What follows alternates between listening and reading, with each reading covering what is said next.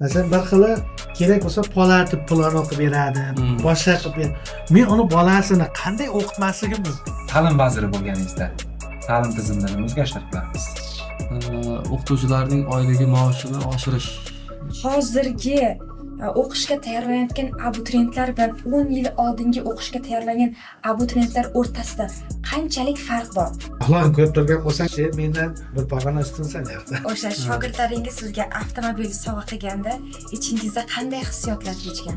O'qituvchi bo'lib hozirgi kunda, ya'ni 2025-yilda O'zbekiston sharoitida qancha oylik maosh olish mumkin?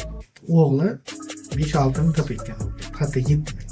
Bitta ikkita hisobga olmasak, birinchi oliy ma'lumotli odamman. Har bitta tayyorlov kursi tayyorlov kursini 50% ga qisqartirib, shaxsan o'zim kursimga o'qitaman. Assalomu alaykum hurmatli kuzatuvchilar, qadrli Kitob Top loyihasining kuzatuvchilari, obunachilari. Bugun Kitob Top podkastining ikkinchi soni bir qandaydir ramziy ma'noga ega, ya'ni o'qituvchi va murabbiylar kuni 1-oktyabrga bag'ishlangan son hisoblanadi. Shuning uchun jamiyatimizdagi hurmatga sazovorga ega bo'lgan, o'z yo'lini topgan, shogirdlar ardog'ida bo'lgan ustozlarimizni bugun mehmonga chaqirganmiz. Bizda dastlabki mehmon akademiya o'quv markazi ustozi, 20 yilga yaqin tajribaga ega, shogirdlar hurmatida bo'lgan inson O'tkir aka haqiqiy hisoblanadi. O'tkir aka, xush kelibsiz. Loyihamizni ko'rib turganingizdan xursandmiz. Assalomu alaykum hurmatli kuzatuvchilar. Bizning bugungi ikkinchi mehmonimiz Gumanitar fanlar akademiyasining asoschisi, rahbari va 10 yildan ortiq o'qituvchilik tajribasiga ega Shohruh Tursunmurodov bo'ladilar. Assalomu alaykum. Yaxshimisizlar? Xush kelibsizlar, ustozlar. Kitob Top loyihasi haqida dastlabki ma'lumot beradigan bo'lsam, qariyb boshlanganiga 3 oy bo'ldi.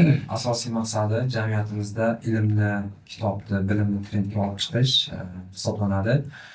Bu loyihada asosan kitob targ'iboti va ilm targ'iboti amalga oshiriladi. Shuning uchun YouTube bilan ishlash loyihasini ham biz amaliyotga joriy etdik va ikkinchi sonida qadrli ustozlarimizni ko'rib turganimizdan bag'oyat xursandmiz. Hurmatli mehmonlarimiz, Kitob Top loyihasining o'zi asosiy maqsadlaridan biri hozirgi o'sib kelayotgan yoshlarni ilmga, kitobga targ'ib qilish. Ya'ni bizning loyihamizdan kelib chiqqan holda har kuni turli xil lokatsiyalarga kitoblar yashirish va turli xil savollar orqali jamiyatimizda kitobxonlikni targ'ib qilish bo'ladi. Bugungi podkastimizda qandaydir samimiy nuqta o'tishi va savol-javob formatida o'tishini oldindan aytib o'tamiz. Shuning uchun ustozlarimizga savollar bilan yuzlanishga harakat qilamiz. Birinchi savolimiz ustoz sizlarga bo'ladi. Sizlarning hayot tarzlaring bilan biz tanishib chiqdik. Albatta uzoq yillik tajribaga ega o'qituvchisizlar. Shohruh aka, aynan o'qituvchilik sohasiga kirib kelishingizga nima sabab bo'lgan? Sabab insonda har doim bitta bo'lmaydi. Bu hayotimizda sabablar qurshovida yashaymiz. Aynan o'qituvchilik sohasiga kirib kelishimda birinchi sabablardan biri Komil aka Qarshiyev degan bir ustozimiz bo'lardi. O'sha kishiga qaysidir ma'noda bir ergashib va yana bir eshitganimiz ustozlardan ustozlik kasbi payg'ambarimizdan meros kasb ekan. Payg'ambarimiz o'z sahobalariga, izdoshlariga demak targ'ib qilgan din islomni boshqani to'g'ri hayot tarzini shu qaysidir ma'noda demak jamiyatdagi ma'lum bir nechta shaxslarga havas qilib, havas orqasidan kirib kelganmiz va demak talabalik davrlarimizdan atrofimizdagi yoshlar yoki o'z bizdan keyin o'sib kelayotgan demak shogirdlarimiz talabi bilan repetitorlik, xususiy tadbirkorlik sohasiga kirib keldik. Demak sabablardan bir nechta aytishim mumkin yana. Xuddi shunday shu savol bilan biz O'tkir akaga yuzlansak, O'tkir aka sizda qanday bo'lgan? Biz bilamizki, ijtimoiy tarmoqlarda ham juda faolsiz. Har doim zamonaviy tilda aytadigan bo'lsak, trenddasiz. Sizda qanday bo'lgan ustozlik sohasiga ulug' nomni sazovor bo'lishga nima sabab bo'lgan? Endi avvalambor assalomu alaykum. Endi avvalambor Xudo yo'l ko'rsatadi deydi. Mana shunday sharafli va mana shunday yaxshi mas'uliyatli kasbni bizga Xudo yuqtirib, shunaqasi hurmat e'tibor bergani uchun Xudoyimga har doim hamd sanolar aytamiz. Shu kirib kelishga sabab nima bo'lardi? Akam fizikda o'qigandi. Shu fizikga kirasan deb qoldi, tayyorlandim.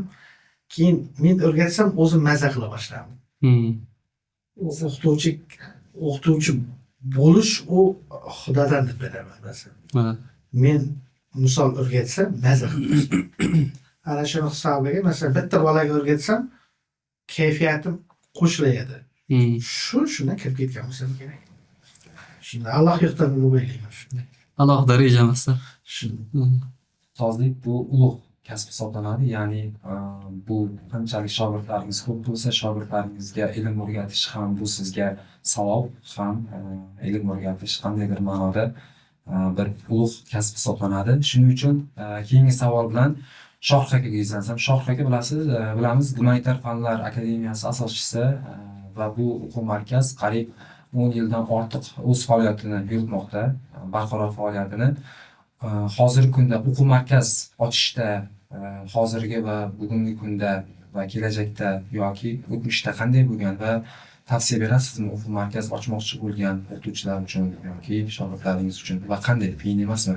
Bilasizmi, odam shunday narsa bilan yashashimiz kerakda, o'zingga foyda bergan sohani yoki foyda bergan nimadir bir yangilikni boshqalarga tavsiya qilsang, demak sen yaxshi insonsan, hayotda to'g'ri yashayapsan. Demak, men bugun o'qituvchilik qildim, o'quv markazi ochdim yoki boshqa bu sohalarda tavsiya albatta beraman. Endi hamma paytda ham insonda ikki xil o'lchov bo'lishi kerak. Birinchisi orzu va ikkinchisi biznes ko'zi bo'lishi kerakda. Orzu ko'ziga qarasin. Agar u ma'lum bir jamoa tashkillashtiraman degan yoshlar bo'lsa, albatta buni tavsiya qilish mumkin. Biznes ko'zi bilan ham qarash kerak. Endi buni men qanchalik tavsiya bera olaman, lekin kelajakdagi 10 yillikda, 5 yillikda yoki 20 yillikda bu soha o'quv markaz sohasi. Demak, mavjudligi, barqarorligi aniq bo'ladigan bo'lsa, demak, taroziga solib ko'rib qilish kerak. Endi tavsiya ochish uchun shunday tavsiya. Ochishdagi qiyinchiliklar esa bu ilmsizlik orqasidan qiyinchilikka hamisha duch kelinaveradi. U nafaqat o'quv markazi bo'lsin, balkim tibbiyot sohasidami, oddiy qassobchilik bo'ladimi, shofyorlik bo'ladimi, qaysi sohani ilmini olsangiz, ilmi bilan qilsa bo'ladi. Demak, o'quv markazida ilm shuki, jamoani boshqarish ilmi sizda bo'lishi kerak. Joyi keladi, o'zingizning kayfiyatingizga o'zingiz teskari chiqasiz. Joyi keladi, o'zingiz xarakteringizga boshqalar uchun moslashasiz. Yana joyi keladi, o'quv markaz jarayonlarida ishlash uchun mana 30 yoshdan oshgan odamlarimiz biz ustozlarimiz uni 40larga kiryapti. Lekin 16-15 yoshli bolaga o'xshab fikrlashga yoki shularning xarakteriga moslashishga harakat qilamiz. Shuning uchun lekin bu ham bir tomonlama insonni erta qarimasligi. Mana bugungi kunda Alisher Qodirov ilgari suryapti, o'qituvchilar maktab jarayonida 50 yoshda nafaqaga chiqish kerak, yana jarayon qiyin, mashg'ulot og'ir degan nimalar bilan, vajlar bilan. Qaysidir ma'noda o'zini va o'quvchilarini sevib ishlasa, o'qituvchi kasbini sevib ishlasa, uni o'ylaymanki, qiyinlik yoki murakkablik qilmaydi va shu qiyin murakkab bo'lgan hayotda ham lazzatini, mazasini olib ishlash mumkin. Bu ustozimiz aytgandek, kimgadir nimadir berganingda xursand bo'la olsang, ana shunda o'qituvchilikda, repetitorlikda, o'quv markaz sohasini xalqqa foydasi yetayotganini his qilsang, birinchi navbatda tavsiya beraman. Hurmatli kuzatuvchilar, demak, Shohruh akadan ajoyib tavsiya. Bizda keyingi savol bevosita ustozimiz O'tkir akaga yuzlanamiz. O'tkir aka, siz qattiq qo'l o'qituvchimisiz yoki Men talabchan desa bo'lar, endi qattiqqo'llik qilardik, endi asosan yumshaganmiz. Asosan ota-onasiga qandaydir ota-onasini hurmatini joyiga qo'ymasa, qandaydir yoqmaydi. Masalan, aytaylik, o'ylaydi, shu tinimsiz ishlab ota-onasi unga sarmoya kirityapti deganda faqat bizlar pulni nazarda tutmasligimiz kerak. Uni o'rniga uyda ishlayapti otasi. Uni o'rniga uyda enasi ishlayapti. Uni vaqt ajratadi. U ham bitta sarmoya, vaqt beryapti. O'shani to'g'ri foydalanmasa, qattiqqo'lligini albatta tutadi. Keyin masalan yigitlar, qizlar masalan o'zini qandaydir qanday obro'yini tushirsa, u ham yoqmaydi-da. Masalan, bir xil bolalar bor, endi taylanish kerak endi. Hamma pulni ishlatib qo'yadi-da, masalan, yo'q narsa. Qandaydir ruchkasi qolmay, daftar, bir xil narsalar yozmayapti, o'zini qadrini tushirmadi. Shunda, chunki ota-onasi uni sharoit yaratib bermayapti. Shaharga borib, endi obro'yini tushirmaslik kerak-da. Qizim, o'g'lim. O'sha paytda qattiq qo'llik. Ha, endi masalan hozir bu yerda qandaydir televideniya mana kameraga qarab gapini formal gapirish kerak-ku endi masalan. Tushunyapti odamlar. Endi masalan qiz bolani ota-ona katta qildida endi masalan. Endi ko'proq ota-onasi haqqi bor u qizda, o'g'il bolada. O'zini ham ota-onasi ham hurmatini tushirmaslik kerak. O'qish kerakmi? O'qish kerak bo'ladi boshqa. O'shanday holatlarda masalan hurmatiga, obro'yiga teskari qiladigan bo'lsa, shu qattiqqo'llik albatta sizda. Qolgan paytlari juda mehribonlik qilamiz. Keyingi savolimiz Shohrux akaga bo'ladi. Mana yuqorida ustoz ham aytib o'tdilar, o'sha abituriyentlarning dars qilmay kelish holatlari.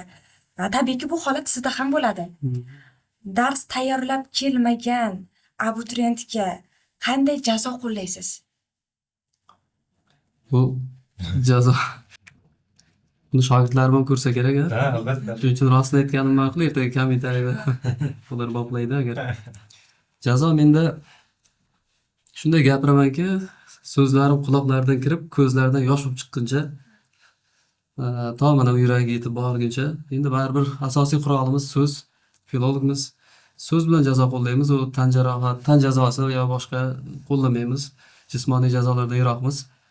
Lekin so'z ustoz aytganday harakat qilaman shu o'zimga o'xshagan kimningdir otasi, kimningdir onasi, menikiga o'xshagan ota-onalar, oddiy dehqon, oddiy kerak bo'lsa shifokordir yo boshqadir. Umuman insonni bolasini biz tarbiyalayapmizmi, umrini ma'lum bir qismini mazmunli o'tkazib, maqsadli o'tkazib berish uchun men hamisha ham talabchan, ham qattiqqo'llik qilamiz, kerak bo'lsa ota-onasigacha bog'lanamiz. Shunaqa jazo turlari ko'p, endi uni hammasini ham to'g'ri ham deb bo'lmaydi, xatolari ham bor endi ichida. Baribir. Agar Shohrux akani o'quvchilardan kimdir urgan bo'lsa, bemalol izohlab yozishingiz mumkin. Albatta shogirdlaringiz ko'radi va izohlarda o'z faolligini ko'rsatadi. Ilmni trendga olib chiqish, ilmni yanada yuksaltirish yo'lida albatta ustozlarimizni va xususan barcha faollarimizni mehnatlari katta bo'ladi. Bizda keyingi savol, ya'ni abituriyentlar yoki umuman o'quvchilar bilim olishida qulaylik qanchalik muhim? Ya'ni komfort zona kerakmi ular bilim olishida yoki bilim olishga hech qanday shart-sharoit kerak emasmi? O'tkir aka? Endi komfort zona issiq bo'lishi kerak, tinch bo'lishi kerak. Keyin nima deydi, qandaydir shovqindan yiroqda bo'lishi kerak. Masalan, deylik bitta xonani dahshat qilib qo'ydingizda. Har xil narsalar bor, albatta dahshat. Lekin o'sha xonada zo'r muhit yaratolmasangiz balki shovqin bo'lsa, bitta abituriyent keladi, 2 kundan keyin ketadi. Bu birinchisi. Ikkinchisi, o'qituvchi o'zini auditoriyada o'zini reklama qilishi kerak. Ya'ni dars yutib. Namuna bo'lishi kerak. Namuna bo'lishi kerak. Chutga dars yutib qo'ysin. Bizlar men o'qiganimda masalan ataylab tabritkada o'tiradi. Tabritka demaydi, qattiq. Uyqusi kelmaydi. Masalan, bola qoni to'q bo'lsin, usti baquvvat bo'lsin, issiqqanada o'tirib, qiynalib, erta jonni qiynab bilim olsa, ertaga yaxshi bo'ladi.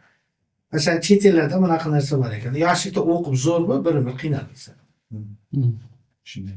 Masalan, nus tugatguncha lallayib yuraversa, Xitoyda eshitgandim, 3 yillik qattiq mehnat, bir umrlik baxt saodat degan bir gap bor ekan. Masalan, aytaylik, na fanni bilsa bola. Masalan, meni ko'rib turibdi-ku, ko'rgan ota-onalar ham na fanni bilsa, na qo'lda hunar bo'lmasa. Ertaga bola inota bilan yashaydi-ku, to'g'rimi? Shunday. Keyin ro'zg'or tortolmadi. Shu ota-ona shu bolani orqasidan erta kelinga gap eshish yaxshi emas-ku, masalan, to'g'rimi? Fan yoki fanga qobiliyati yo'q, sezdi, to'g'rimi? Yoki sport. Bu ham ilmki, to'g'rimi? Shunday. Yoki bayna qassobchilikda degansiz. Uni ham Bilib bilmadim. qo'yib, masalan, hunar chutki bo'lishi kerak. U komfort, masalan, qachongacha komfort qilib beriladi bolaga? To'g'ri. Shuning uchun sog'lom, issiq bo'lishi kerak. Keyin auditoriyada ajoyib muhit, Ta'lim muhiti. ta'lim muhiti va unga tashlamani xalaqit qilmaydigan muhit yarat, tinchlik. Bu tamom. Men shuni bilaman. Men bilaman. Keragi shu o'zi. Keragi Chunki biz shunday davrda o'qiganmiz. Ha. Haqiqatda shunday. Men akademiya o'quv markaziga bir marta borgandim. Talaba bo'lganimdan keyin borganimda haqiqatda shunday muhitga guvoh bo'lganmiz. To'g'risi u yerda o'qib bitirgan odamlar juda zo'r natijalar qo'lga kiritgan, lekin haqiqatda ustoz aytgan muhit hozir bilmadim men, balkim, lekin ta'lim muhiti hukm surar edi. Masalan, bolalar bor-ku, shunday bolalar bor, 7da keladi, ertalab, yoki 6da keladi. Qiz oldilar. Unda gaplashsangiz aytadi, men ya dekabrda, ya masalan fevralda sertifikat olsam, cho'zilib yurmayman, shuncha oylikda, shuncha pulni ota-onam tejaydi va men kelajakda yaxshi natijalar. 9-sinf bola sertifikat olib va SATga tayyorlanyapti-da. Shunday. Bir xil bolalar ko'rasiz-ku, bolam shuni o'xshasin deb qoladi. Ha. O'zim o'qityapman emasmi shuni. Ha, bir xil bolalar ko'raman-ku, tavba qildim deyman. Shuning uchun shunaqada. Keyingi savolimiz Shohruh aka sizga bo'ladi. Albatta, ko'p talabalar, ya'ni abituriyent davrida universitet yo'nalishi tanlayotgan payti atrofdagilardan bunday savol juda ham ko'p bo'lgan. Ya'ni biror joy tanlayotgan payt, balanddorga osilma yoki bali baland degan fikrga qanday qaraysiz? Endi yo'nalish tanlashda ikkita paytda yo'nalish tanlaydi abituriyent. Misol uchun deylik, mening soham tanlamoqchi bo'lgan odam ona tili ingliz tilini ko'proq tanlaydi va chet tillar institutiga, jahon tillariga yoki filologiya sohasiga, o'tkir ekan yo'nalishni tanlayman deganlar aniq fanlar, texnika sohasiga ketadi. Birinchisi o'sha maktabni katta sinf davrida, 9-sinf davrlarida tanlash bo'ladi. Bu paytda tabiiyki bola faqat o'zining qiziqishi bilan tanlaydi.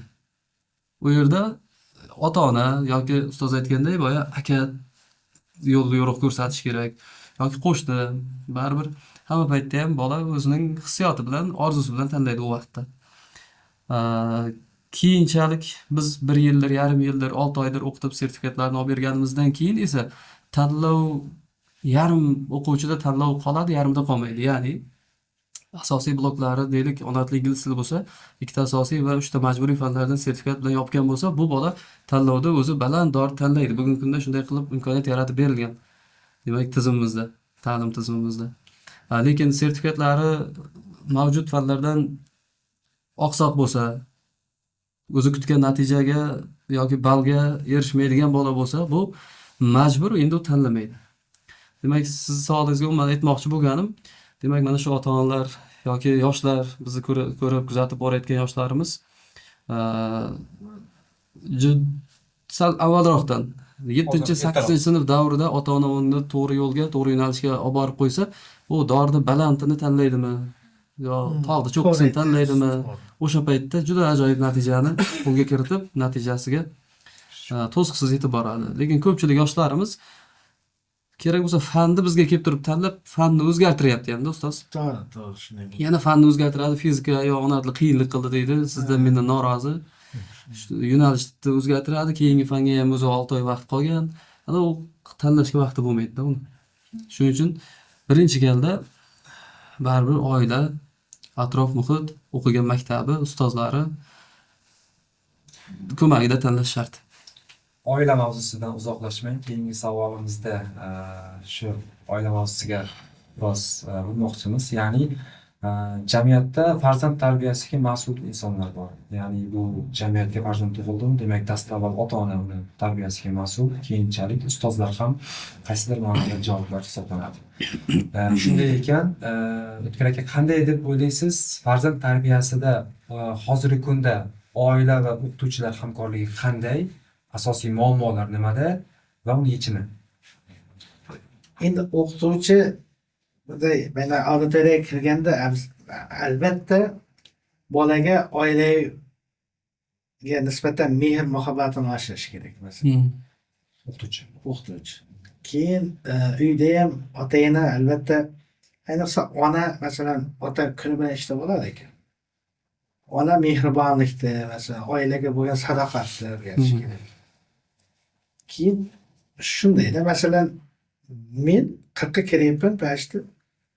Hozir ham vaqtim bo'lsa otam bilan enam oldashmashamanda, onam oldashim bo'lsa, onam, enam bizlarni shunday tarbiyalagan. Bizlar otam uyga kelsa hozir ham turamiz. O'shanday muhitni bolaga birinchi ona yaratib berish kerak. O'qituvchi ham, lekin sen uchun otang ishlayapti. Mana tasavvur qiling-da. Kimdir Rossiyaga ketadi bolasi uchun, to'g'ri? Masalan, men erkak kishi bo'lsam Rossiyaga borsam, ishlayapman. Men yerda nima ishlar qilaman bilasizmi? Kuni bilan o'zimni pul topish uchun ishlayman, ertalab o'zimga ovqat tayyorlayman, to'g'rimi? Kiyimimni o'zim yozaman, to'g'rimi? Kelgandan keyin masalan birov keldingmi, ketdingmi demaydi, to'g'rimi?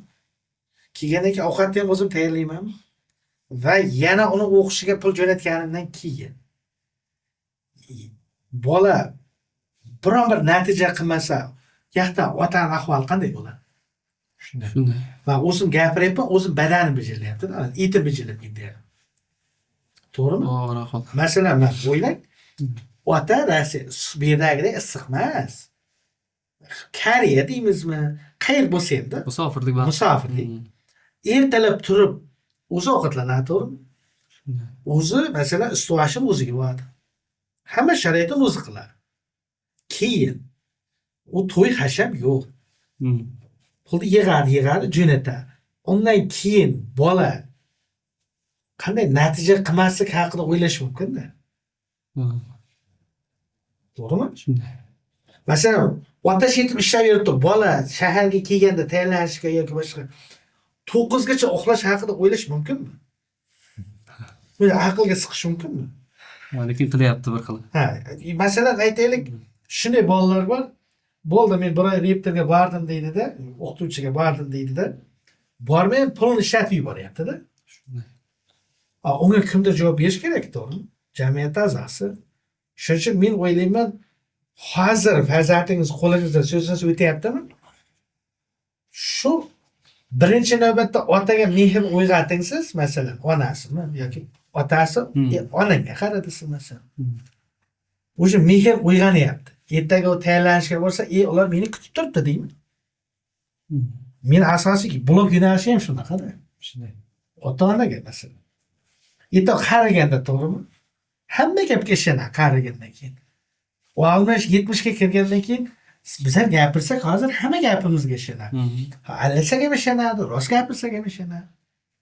Shunday.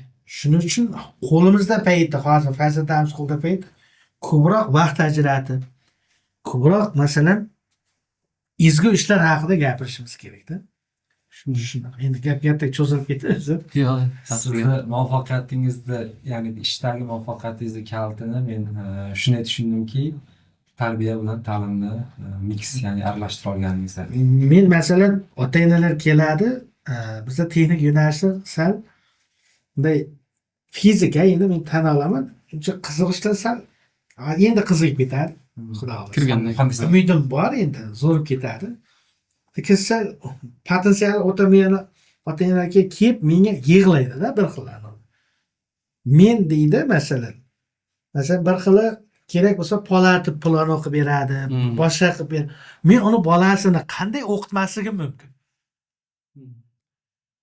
Oqshom 10:30gacha o'qitaman kerak. U puldan tashqari, ona keldi, onasi u bolasi haqida qayg'uryapti. Ertaga masalan ishlasa, u onani o'zini pensiyasi boshqasi bo'ladi. Ertaga o'zini yo'l topish uchun harakat qilyapti ona. Shu o'rinda masalan reyterlarga ham aytib ketay, masalan bitta joyda ro'yxatdan o'tib qo'ysa 42 marta telefon qiladi-da masalan. U unday emas, o'qituvchi auditoriyada dahshat harakat qilishga bola o'zi kelib mahliya bo'lib o'tirishi kerak. Ana shunda natija qilib ketadi. Biz ham foyda ko'ramiz. Ota-ona ham foyda. Bola bizlardan hech narsa mehnat o'rganadi. Shunday. Mehnatni masalan aytsa qilmaydi. O'rganadi. Masalan, men uni mehnat qilib ko'rsatsam, Ko'rsa qiladi. keyin u miyasiga aniq bo'ladi. Masalan, qilmaydi. Shuning uchun bolalar oldida men o'zimni passiv holatda ko'rsatmayman. umuman passiv holatda ko'rsin. Chunki u o'g'il bola passiv holatda bo'lsa, hech qanday rezultat ketadi. Shular. Men yana tash ketyapman. Men shu kommentariy yozadigan bitta savolim bor. Kommentariy yozsa, mana bitta savolim bor. Endi buni men bir marta berganimda ta'limga sarflanyapti-ku deb aytdilar. Hozir xuddi shunday misol. Budjetga kirgan bola kelasi yil kontrakt kirib qoladi-ku. Shunday. Yaxshi o'qimaydi, to'g'rimi? Kontrakt bo'lib qoladi. Mana budjetga kirdi, kontrakt bo'lib qoladi. Endi kontrakt to'lasibdi, yana bola sevdi, deylik, sotdi. Lekin endi bir xillar noto'g'ri ham juda qo'pol yozgan. Masalan, shu kontraktga kirmay, kontrakt bo'lib qolgan budjet bo'lganda shu ena bola sevdi bir o'g'il ketsa-da, teng kuchli bo'lib qolmayaptimi deyman. O'g'illagan odamga juda odamlar nafrat bilan gapiraman. Shunday. Bu o'qimay turib, pastga tushib qolib, ota-ona sotib yuborib to'layapti-ku, to'g'rimi? Sen o'g'riga o'xshab qolyapsan-ku deyapsiz. Men shu gapni aytmoqchiman. Kommentariyada qo'pol yozadi. Sen 4 yil grant o'qiganingda sigir birov o'g'irlab ketsa, o'g'ri bilan tengsan demoqchisizda. Endi bilmadim. Bu qo'pol emas, lekin aniq misol. Chunki to'laganda ota-onasi, masalan, meni bolasi bilan otasi ko'rsa, otasini yuragida nimadir o'tadi, lekin bolasi qo'pol gapirishi mumkin. Lekin ota masalan o'ylaydi shuni yaratib shuni, lekin bolam budjetda deb o'tirsa, bu kontrakt bo'lsa shuni sotib beryapti-ku. Endi osanmi? Barchamizga ma'lum, hozir 21-asr, gadjetlar, axborot texnologiya juda ham ko'p rivojlangan. Hozirgi o'qishga tayyorlanayotgan abituriyentlar bilan 10 yil oldingi o'qishga tayyorlangan abituriyentlar o'rtasida qanchalik farq bor? Shu haqida gapirib o'tsangiz. Qaysi tomonlama? Aynan o'qishga tayyorlanish va mehnat qilishi. O'xshatish aytmoqchiman. Shu oddiy hayotimizda pichoq. To'g'ri foydalansak, ovqat qilamiz, nimadir to'g'raymiz, maydalaymiz, kesamiz. Noto'g'ri foydalansak, jarohat, jinoyat. Qurol, jinoyat. Xuddi shunday mana bu gadjetlar ham to'g'ri foydalansak agar biz uchun qurol. Ya'ni foydali qurol. Bizni bilimimizni oshiruvchi qurol u. Shunaqa. Lekin agar buni bugungi kunda mana shunaqa podkastlar ko'paysa, bugungi kunda turli xil nima deydi? Ta'limni targ'ib qiluvchi nima deydi? Egzot shuni. Testlar yoki o'sha ijtimoiy tarmoqda kitoblar, hamma narsa jamlanib boryapti bu ham. Va mana shu bilangina erishishimiz mumkin. Buning uchun mana ustozi birinchi navbatda ota-onasi ozgina mas'ul bo'lib, mana masalan biz bir marta nonushta qilib har kun to'q yura olmaymiz-da. Ya mashinaga bir marta benzin solib har kuni uni haydab yura olmaymiz-ku. Lekin ota-ona ham, ustoz ham bolani har kuni mana shundan himoyalab, mana shuni to'g'ri yo'lga ketyaptimi tekshirib borish kerak. Bizda ota-ona olib berganda bir marta telefonni ko'radi-da. Nazorati o'sha olib berganda avvaldan shu pulni beradi, o'zi oladi. Demak, bolani to biz o'zbekmizda. O'tkir Hoshiyev eslaydi bir esdaligida, men deydi, hech otam meni urgan emas deydi. Lekin onam otangni ketmoniga tegma, otangni soatiga tegma, otangni nimasiga tegma deydi. Hech otam menga aytmagan shuni tegma deb. Onamdan eshitganman deydi boya gapingizga. Biz shunday katta bo'lganmiz. Xuddi shunday mana biz bu voqealar 30 yoshimda meni mana bu yerimda qolib ketdi deydi. O'sha gaplar. Biz shu 30-40 yoshimizda bo'lsa ham o'zbekchilik ota-ona tergash kerak bizda. Inson baribir xato qiluvchi. Demak, bugungi yoshlarga aytmasa ham bo'ladi. Uni albatta zamonaviy ta'lim tizimida qaysidir ma'noda doimiy bolani nazoratda olib turish imkoni yo'q, lekin baribir nazoratga harakat qilishimiz kerak-da. Shundagina ta'lim bugun biz o'ylayotgan darajaga chiqadi. Hali u o'ylagan darajamizga chiqmagandir ehtimol. 10 yillik orqadagi farqlar qanday deysiz? Endi 10 yil avvalgi farq hammadan maqsad bir dona edi maqsad, talaba bo'lish edi. Endi bugungi kunda maqsad ko'payyapti, xudoga shukr. Maqsadlar oddiylashyapti, cho'qqilashyapti. Talabalikni turli xil grantlar bilan bitirish, chet ellarga chiqish va yana bir nima, muvaffaqiyatli bitirib yaxshi ishlarga kirish, bu ham katta bir jarayon. Avval bitirgan odam kirardi ishga-da. Shohruh aka, shu o'rinda yana bitta savol tug'ildi. Ya'ni biz bilamizki 10 yil oldin abituriyentlar bilan hozirgi abituriyentlar o'rtasida farq. Ya'ni 10 yil oldin biz bilamiz, bunaqa 5 ta ta'lim yo'nalishi tanlash yoki 6-chi yo'nalish, super kontrakt haqida umuman bunaqa yangiliklar yo'q edi. Hozir berilayotgan yoshlarga balkim bu imkoniyatlar qanchalik ta'sir qilyapti? Ya'ni abituriyentlarga bu yordammi yoki ilmni sifatiga qanday ta'sir qilyapti? Ta'lim sifatigami? Nimani buni aqli bor odam tushunib yetishi kerak-da. Endi buni juda ochiq ham aytmayman endi. Aqli bor odam o'zi tushunishi kerak. Hamma payt ham o'zgarish o'zini bilganga yaxshi ta'sir qilgan, o'zini bilmaganga yomon ta'sir qilgan. Hamma vaqt ham u bundan necha ming yil avval ham, bundan keyin ham shunday bo'ladi. Demak, bu o'zgarish shunaqangi oqilona qilindiki, bilimli, saviyali va o'zining qadrini, ota-onasining qadrini, vaqtini qadrlaydigan odam uchun nihoyatda zo'r. Mana ilgari bola bir kunda o'zida 3 ta fan test topshirardi. 3 soat, 4 soat imtihonda o'tirardi va o'sha bitta depressiya yoki bitta xatolik, detal xatoligiga ketsa ham bola o'qishdan yiqilib qolib, bitta yo'nalishda yiqilib tamom bo'ladi. Hozirchi fizikaning o'zidan 3 marta, ona tilining o'zidan 3 marta, yiliga boshqa fan har bir fandan yiliga 3 marta sertifikat imtihoni bor. Ingliz tillari-ku har oyda bor. Bolada demak, o'zi imtihonga tayyor bo'lgan vaqtda imtihon topshirib, keyingi fanlarni to'xtatib turib, bunisini davom ettirib, demak, har tomonlama qulaylashyapti. Buki o'zini bilgani uchun juda ajoyib imkoniyat.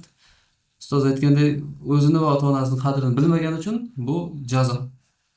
Moddiy jazo. Suhbatimiz qizg'in jarayonda davom etyapti.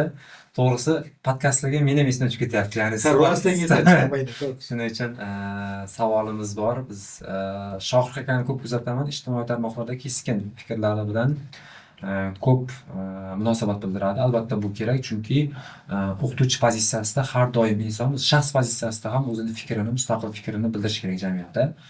Shohruh aka, sizga savolim shunday, biroz qiyinroq. Agar siz da shunday imkoniyat bo'lib, albatta bo'ladi endi deb niyat qilib qolamiz. Ta'lim vaziri bo'lganingizda ta'lim tizimida nima o'zgarishlar qilardingiz? Qaysi ta'lim? Oliymi? Oliy. Maktabgacha. Maktab ta'lim. Maktabgacha ta'lim. Xalq ta'limi.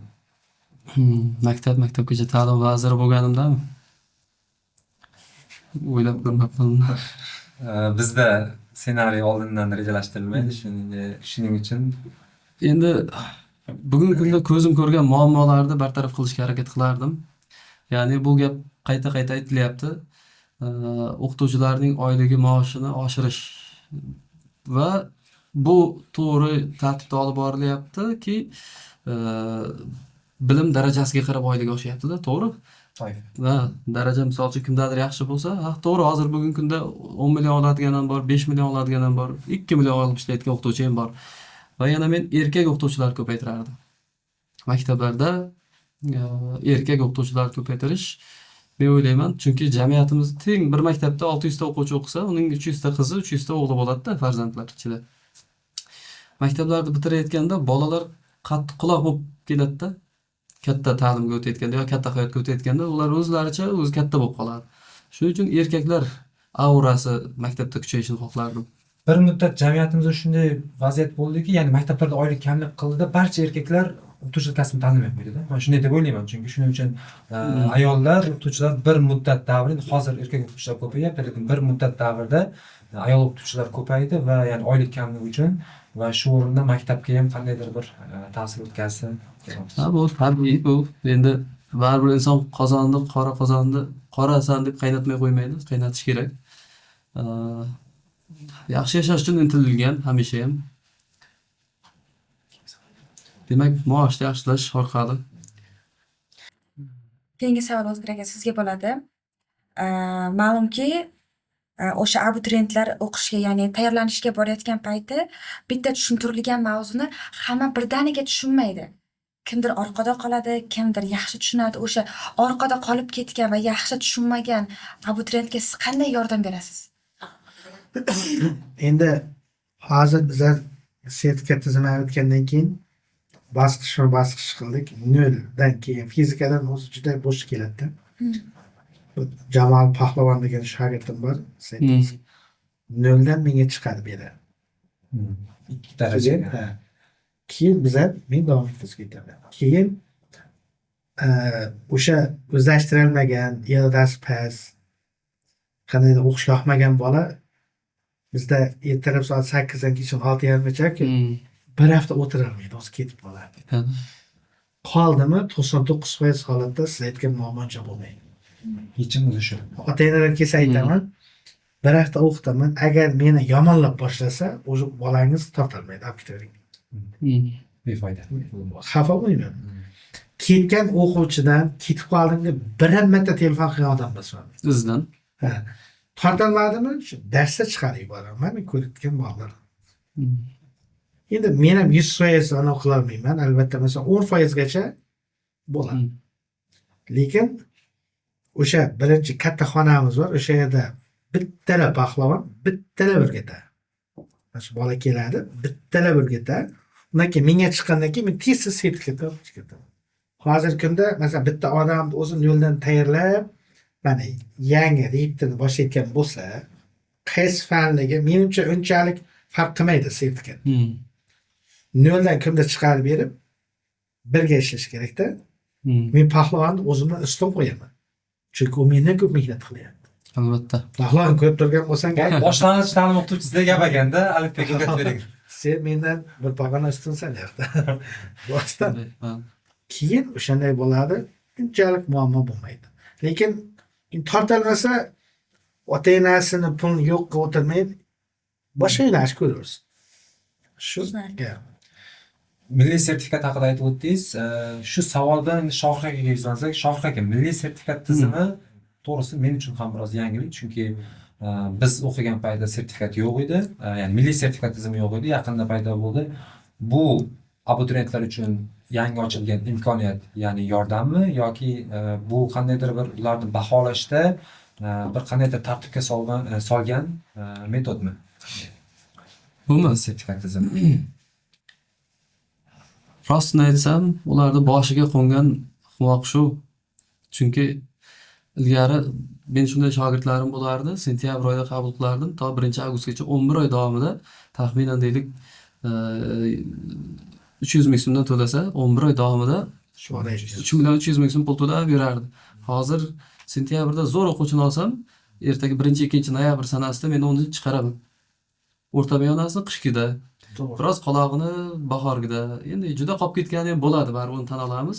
Lekin bular ham keyingi davrada oladi baribir. Demak, bir so'z bilan aytganda, yoshlarga, ota-onaga moddiy va ma'naviy jihatdan ham bolani qiynamaymiz. Bolani depressiyaga, turli xil ilgarilar bo'lardi. Bola ruhiy tushkunlikka tushish odamni sindirib qo'yadi. Shu o'zimiz ham tushganmiz vaqtida.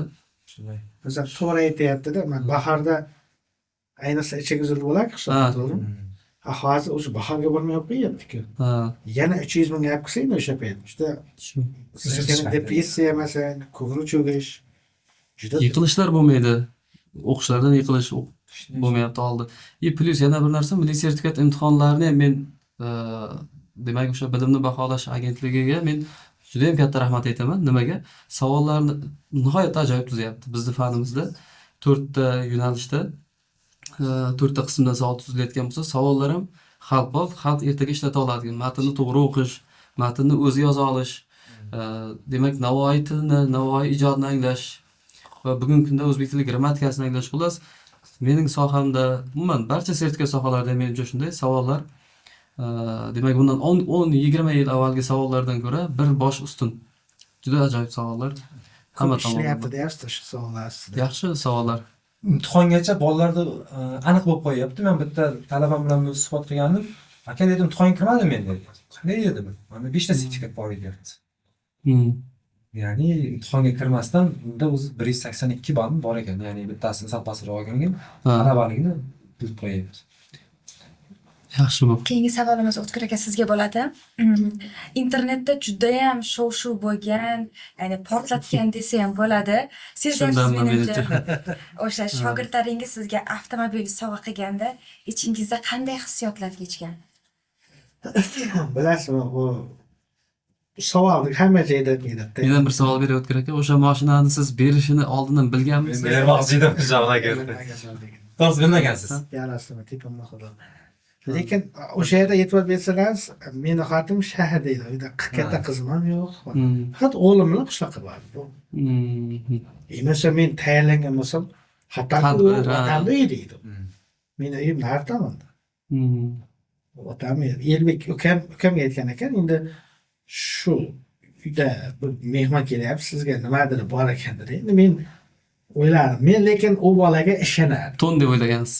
Ha, men u bolaga ishonardim, lekin jamida katta maoshimni beradi. Bas, lekin ishonardim men u bolaga. Chunki bizlar o'sha davrdan keyin bizlar tanigan bo'lsa, ungacha bizlarni tariximiz juda ko'p masalan. Masalan aytaylik, men Toshkentga borardim. Meni shu bola bilan ko'rishga borardim men. Juda yaxshi ko'rardim. Uni o'sha student payti, birinchi kurs paytlari, masalan, tariximiz bor. Men aytaylik, bu videolar qo'ymayman, o'yim qo'ymaydi masalan. Bizlar o'zimiz tariximiz bor. Hatto kun telefonda gaplashdim. Litseyda bizlar olimpiadaga shug'ullanayotgan joygacha bir kun piyoda boramiz dedim-da. O'sha davrlar sog'inaman. Fazla degan sherigi bor. Men hamma shogirdlarimni aytyapmanki, men tarbiyalagan o'quvchilar keladi. Birinchi o'rinda ota-onangga bo'lgan munosabating to'g'rilading. Juda ko'p, masalan, juda ko'p keladi o'quvchilar bilan ko'p istoriya qo'yaman, post qo'yaman. Endi u bola shohratni o'zi отдельный mavzuda endi Alloh yo'qtirgan. Shunday. Xudoni biladigan. Ota-onasini masalan juda ham qattiq hurmat qiladigan. Bu endi u отдельный mavzu. Masalan, uni ertalabdan kechgacha gapirsangiz, u kam u bola. Endi men mashina bergani uchun emas, umumiy Fazilatlari. ajoyib yigit masalan, kamtar, lekin yaxshi gap bilan juda qattiq qo'l. Yaxshi gap. Ha. U bolani bir narsadan ikkinchi narsaga ko'ndirish juda qiyin. Kamera ortida bizni kuzatib turgan minglab, balkim millionlab kuzatuvchilarimizga ham shunday tilak bildirib qolardik. Ya'ni har bir ustoz mana shunday shogird ardog'ida bo'lishini, har bir ustoz mana shunday shogirdlar tomonidan qadrlanishini tilab qolardik. Albatta bu avvalo sizda yutug'ingiz hisoblanadi. Qarang, men endi shu narsalarni albatta kesib iloj bo'lsa mana shu joyini qo'yingiz. O'qigani qanday bo'lgan? To'g'ri, men oldimga kelgan, undan keyin ham zo'r bolalar kelyapti masalan. Ularda ham xizmat izzati zo'r, munosabatimiz konkretni. Shuni o'qiyardi, tayyor bo'lib qo'yardi, keyin menga yordam beradi. O'zi ikkinchi kursda menga yordamchi oylik olgan. Keyin uydagilarga sal yordam bo'lyapti-ku. Birdan ikkinchi ukasini olib keldi. Yo'ldosh degan. Yo'ldan keyin u yo'ldosh qaranglar, ularning anasi zo'rda. Akasi ketdi, yo'ldosh yana tortib ketyapti-da. Keyin u singlisini olib keldi. Keyin singlisi endi o'qitganimiz ketgan. Keyin kichkina ukasi ham zo'r o'qib ketdi. 176 bo'lman kirdi bu yil. Nimashiman, oilaga muhtoj shunaqaki, bir-birini tortib oladi, yordam berib oladi. U fantastik o'g'il. U masalan onam deb, masalan ayasini yoki otam deb shunaqangi mazza qiladi. O'sha bolalarni masalan, o'sha bolalarga nisbatan past nazarda qarayotgan sheriklari hozir oldiga yaqinlashadi. Keyin yaqinda ham bitta shahzod degan 3-4 kun bo'ldi, otasiga mashina sovg'a qildi. Siz farzandingizni umuman urushmang yoki masalan qarg'amang yoki ishonchsizlik bilan qaramang. Men o'qitgan shogirdlarim, hozirgi butun respublika taniyotgan bolalarim bir vaqtlar juda ham oddiy bolalar. Sizning farzandingiz ko'zingizga oddiy ko'rinyaptimi? Uni urushib, uni qo'yavermang. Unga mehr bering, ta'lim bering, tarbiya bering. Albatta kuchli bo'ladi va sizni hajlarga jo'natadi. Shunday. Keyingi savolimiz ta'lim tizimidan uzoq bo'lmaganligimiz uchun bu yil shunday holatga juda ko'p duch keldim. Ya'ni abituriyentlar tomonidan filologiya yo'nalishida ballar juda ham baland bo'lib ketdi. Shohirga sizga ya'ni nima uchunligini bilaman. Ya'ni sertifikatda hamma maksimal ball olish. Yana boshqa sababi ham bormi deysizmi? Yana boshqa sababi bormi va asosiy savolim bu yil filologiya yo'nalishlarida tayyorgarlik ko'rmoqchi bo'lgan abituriyentlarga tavsiyangiz. Endi filologiya yo'nalishi, demak, o'zbek tili filologiyasi va hamda chet tillar filologiyasi, demak, ingliz tili bo'ladimi, boshqa yapon, koreys tillari bo'ladimi? Xullas, hammasi umuman filologiya, o'zbek va chet tillar filologiyasi. Ball ko'tarilishi, siz aytgandek, hammasida sertifikat, yaxshi natijalar. To'g'ri, lekin buni asli tagida boshqa gap borda. Asli tagida qizlarimizning o'qishi yaxshilandi. yashaydi. asli tagida. Ya'ni ilgari Shunday. mana O'tkir akaning davri tengdoshlarida qizlar kam o'qirdi. Kam. Mening davrimda ham qizlar kam edi. Men tengi qizlarimiz ham kam o'qirdi. Ota-ona kam e'tibor berardi va qizlarda yana bir narsaga bilamizki, shu bir mehnatni boshlasa, men bilan sizdan ko'ra irodali ular. Mahkam ishlaydi ustida.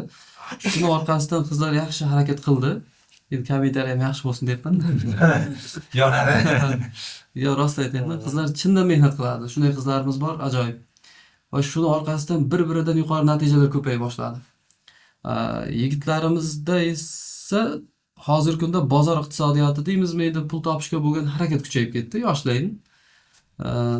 Chet elga chiqish yoki boshqa ilm olishdan ko'ra muhimroq ishlar bo'lsa kerak endi ularni bilmadim. Qizlarimizda esa ilm olish birinchi o'ringa chiqdi, trendga aylandi. Shuning uchun mana filologiya sohasining asosiy talabgorlari qizlar. Natija mana shunga keldi. Va kelajakda keyingi yilimiz uchun tavsiyam boya aytgan gapingiz 5 ta asosiy fandan sertifikat olsin. U qaysi sohaga, ya'ni filologiya sohasini qaysi turiga topshirishdan qat'iy nazar kami 180 balldan yuqorisini o'zining cho'ntagiga naqd qo'ysin-da, keyin nimadir umid qilsin. Shuraza gapsin bo'ladimi? Men pasta kallamda pishlayapman. Ko'p kunlardan keyin qo'yaman. Ota-onalarga shunday demoqchi edim, shu gap to'g'ri kelib qoldi hozir. Qizlar juda qattiq o'qishga berilyapti. Bizlar davrimiz haqiqatan ham kamroq o'qiyardi. Endi tasavvur qiling, ular bitiradi kitobni. Sertifikat bor, to'g'rimi? 2 yilda toifani oliy qilib tashlaydi, to'g'rimi? Albatta. Prezident maktabiga, magistr maktabiga kirsa, to'g'rimi? Yoki Suxondan bo'lsa, bizlarda masalan shunday yetadi. Deylik 12 million oylik olsa-ya. Endi oilada, o'zbeklarda erkak kishi ustun bo'ladi deb tirashadimi? Yigit kishi necha oylik olish kerak? 20 million. Deylik, o'g'il-qizlar ya fan yoki masalan ta'lim yoki hunar juda qattiq harakat qilmasa, ertaga bir umr oilada o'rni bo'lmay qolishi mumkin-da. Shuning uchun o'g'il bolalarga gazin bosamiz. So'zni bitta maqol aytsam, xafa bo'lmaysiz. Er xotin qo'sh ho'kiz degan gap bor-ku, shunga ko'nsa, yaxshi tarbiya olgani baribir yaxshi bo'lmaydi-mi? Yo'q, endi bizlarda o'zbeklarda erkakni birinchi o'ringa qo'yishga harakat qiladi-da. Masalan, u to'g'ri, lekin o'g'lini so'zi ko'proq o'tishga harakat qiladi ota endi. O'zingizni hammamizdan keyin shaxsiyatdan. Shaxsiyat. O'g'lingiz kelinizdan bir xil oilaga olib tursa. O'zingiz uchun yepirayaptimi? Shunday. Shuning uchun harakat qilamiz yigitlar. Shu o'rinda bu so'zni zamirida yana chuqur ma'no borki, ayollarimiz bitiryapti, demak, jamiyatda qizlarimiz bitiryapti, jamiyatimizda farzand tarbiyasiga e'tibor kuchayapti. Ya'ni ilmli onadan ilmli farzand tug'ilyapti, demak, yaqin yillarda bizni buyuk rivojlanish albatta kutyapti deb xursand bo'lsak bo'ladi. Savol Shohruh aka sizga bo'ladi. Sizningcha abituriyentni muvaffaqiyatiga olib chiqadigan narsa nima? Bilim yoki mehnat yoki motivatsiya? Abituriyentni muvaffaqiyatga olib chiqadigan boya aytganimdek sabablar ko'p. Demak, bilim, keyin mehnat, keyin motivatsiya deyapsiz. Uchalasini agar navbatma-navbat qo'yishimiz kerak bo'ladi. Albatta, ustozlar va ota-ona tomonidan berilgan motivatsiya bir marta berilmasligi kerak. Doimiy, haftalik, oylik, yillik qo'llab-quvvatlov. Motivatsiya demaylik, qo'llab-quvvatlash. Va uning natijasida bola mehnat qiladi. Ikkilamchi mehnat etapiga chiqadi. Mehnatdan keyin albatta bilimsiz qolib ketmaydi. Demak, qo'llab-quvvatlash, motivatsiya, sizlar tillaringda aytganda mehnat va bilim. Va yana shu bilan birga tarbiya ham bo'lsa kerak. Tarbiya. Bizning loyihamizning nomi o'zi Kitob top, ya'ni shu o'rinda ustozlarimizga aytib o'tmoqchiman. Nima uchun Kitob top deyishingiz mumkin? Chunki kitob top bu kitobni top, bilimni top, ikkinchi ma'nosi kitob top, ya'ni ilm yuqorida, kitob top darajada trendda. Shu bekorga kitob haqida boshlamadim. O'tkir aka kitob mutolaa ham qilib turasizmi? Ko'p. Qaysi badiiy asarlarni mutolaa? Endi asosan she'rlar, keyin Muhammad Yusuf she'rlari, keyin qanaqadir sal jiddiyroq. Bu savollarni Shohruh akaga bermadim. Shohruh aka hozir bera oldik chunki bilmay qolamiz qaysi kitob. shunday. Demak, albatta yoshlarimiz Shu o'rinda bitta fikr aytsam, shu kitob o'qish degan narsa yaqinda bir ajoyib ma'lumot chiqdi-da. Amerikada voyaga yetgan yoshlar, voyaga yetayotgan yoshlar, 15-18 yosh orasidagi yoshlar orasida so'rovnoma o'tkazilar ekanda. So'rovnomada siz kitob o'qiganmisiz, o'qiysizmi, o'qimoqchimisiz degan 3 ta savol turadi. Ya'ni uchovi ham bitta qatorda. Unga ha yoki yo'q deb javob berish kerak. Demak, ilgari o'qiganmisiz yoki hozir o'qiyapsizmi va kelajakda o'qiysizmi? Misol uchun kimdir avval o'qigan, kimdir hozir o'qiyapti, yana kimdir kelajakda o'qimoqchi, avval o'qimagan. O'shanga ha deb javob bersiz, misol uchun millionta o'sha o'smirdan, yoshdan so'rovnoma olingan bo'lsa, millionta o'smirning deylik teng yarmi ha o'qiyman deb, o'qimoqchiman, o'qiganman desa, teng yarmi o'qimayman, yo'q deb javob bersa, demak Amerikada eng daromadli biznes sohalaridan bittasi turma biznesi ekanda. Qamoqxona. O'sha turma qamoqxonaning kelajakda, misol uchun 2025-yil bo'lsa, 2030-35-yillarda sonini o'shanga qarab turma qurar ekanda. Turmani qurib qo'ygan bilan jinoyatchini saqlamasa unda turma qurib qo'yadi biznesmen. Davlat unga ijara to'laydi, bir nimadir-da, endi uni buyog'i tadbirkorlik. Demak, turma biznesi shunchalik rivojlanganki, uni nimasi, marketingi kitob o'qiysizmi, kitob o'qiganmisiz, kitob o'qimoqchimisiz degan savol bilan agar 500 million bola kitob o'qimayman deb javob bersa, demak 500 million kishilik turma qurish harakatiga kiradi. Ya'niki ular kelajakda potensial jinoyatchilar bo'lib yetishadi. Biz jinoyat deganda kimnidir borib o'g'irlash yoki kimnidir boshqa deymizda, turli xil so'zimizda, fikrimizda jinoyat borda. Bu bir kuni Xudo ko'rsatmasin amalga chiqadi baribir. Shuning uchun so'zni, fikrni kitob bilan bog'lasak, ilm bilan bog'lasak, biz hech qachon potensial jinoyatchi bo'lmaymiz va yoshlarga ham tavsiyam, kelajagingizni, butun hayotingizni kitobsiz tasavvur qilmang. Kitobdan uzoqlashmang. kitob o'qimagan xodimdan yoki kitob o'qimagan yoshdan bir natija kutish yo'q. Iloji yo'q. Chunki kitob o'qimasa u muvaffaqiyatga erisha olmaydi. Shu o'rinda yana bitta savol tug'ildi. Ya'ni shaxsiy brend haqida juda ko'p hozirgi kunda shunaqa tushunchalar paydo bo'ldi. Motivatsiya, shaxsiy brend, rivojlanish. Shunda o'qituvchi shaxsiy brendni qanchalik, ya'ni o'qituvchining shaxsiy brendi qanday bo'lishi kerak? Ya'ni o'qituvchi imiji. Buni O'tkir akadan so'raylik. O'qituvchini ta'sir eta olish qobiliyati kuchli bo'lishi kerak albatta. Masalan, bizlarda tan olish kerak, rahbar deganda xodimni albatta urishadigan, kerak bo'lsa haqoratlaydigan yoki Majburlov bor. baqir chaqir qiladigan nazarda tutiladi. Men ikkita rahbarni bilaman, juda kuchli. Platochil masalan boshlaymiz. Shu haftada bir ko'rmayman. Lekin biron bir xato ish qilsak, agar sezib qolsa, qanday yuziga qarayman degan gap bor bu. Juda kuchli psixolog, juda kuchli odam. Va Odaryoda bitta ayol kishi direktor bor, umuman balandda gapirmaydi. Men Platochilovni baland ovozda gapirganini eshitmagan. O'sha men aytayotgan ayol direktor ham ayol kishi. O'tgan Samarqandda bo'lgan bitta joyda zo'r qilib obod qilgan, baqirmaydi, haqiqatan bu zo'r. Keyin u tumanga bordi. Tumanda direktor endi ochiladigan bir chekkalar joyda Pima deymiz, nima, agentlik maktabi. Samarqand viloyati bo'yicha birinchi o'rinda oldi o'sha maktab. Kirish ko'rsatish bo'yicha. Birinchi baqirib gapirganini eshitmagan. Baland ovozda Dimashqning kitob tikishi. Bilimning kuchi. Aql, zakovat kuchi. U rahbarlik deganda navorat baqir chaqir qilsa, ertaga u ish bitsa umuman kelmaydi. Vakolat bor payti aytgani bilan. Shuni men rahbarlar bilaman. Shuni ishdan bo'shagandan keyin uni hech kim tanimaydigan jinniga o'xshab qo'yiladi.